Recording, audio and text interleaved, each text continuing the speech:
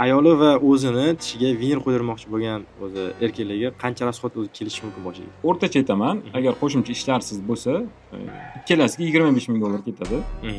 O'rtacha.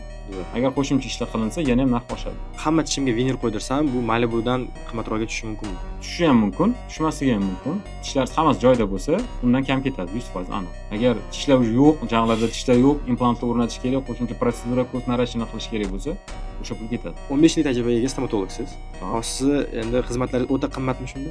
Yo'q. City Dental klinikamizda shu 3 ta qadriyat ishlaymiz. Birinchisi deadline, o'z vaqtida bemor yozilgan vaqtida qabul qilish va unga o'sha ish sifatini taqdim etish.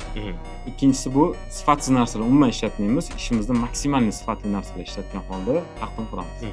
Uchinchisi bu narxlarni kontrol qilamiz. Narxlar juda ham oshib ketishini oldini olamiz, lekin bizda o'sha sifatga nisbatan narxlar ancha pastroq. Agar sizga implantatsiya, vinir tishlar davolatish, oqartirish xizmatlari kerak bo'lsa, buning uchun direktni yozing va sizga assistentlarim aloqaga chiqishadi.